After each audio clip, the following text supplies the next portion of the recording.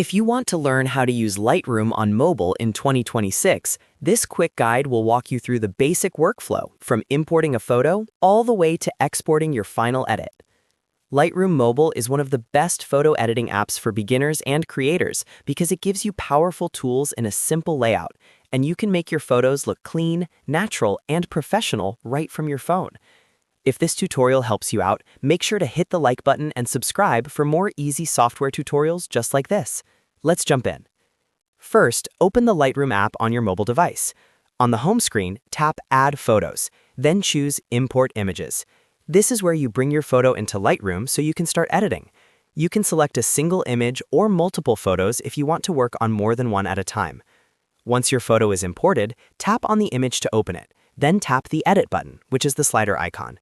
This opens the editing panel where all the main tools are located. Now let's go through the basic edits. Start with Light.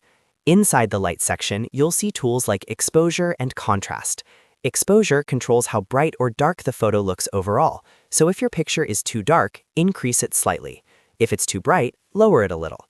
Then adjust Contrast to bring more separation between the light and dark areas. The key here is to keep everything subtle. Small changes usually look better than extreme edits, especially if you want a natural result. Next, move to Color. Here you can adjust Temp and Vibrance. Temp changes the warmth or coolness of the image. If your photo looks too blue, increase warmth a little. If it looks too yellow or orange, make it cooler. Vibrance is great for boosting the overall color without making skin tones look unnatural. Again, use light adjustments so the photo still looks realistic. After that, go to Effects. This section includes clarity and texture. Clarity adds definition and can make details pop, while texture helps enhance fine surface details without over-sharpening the whole image.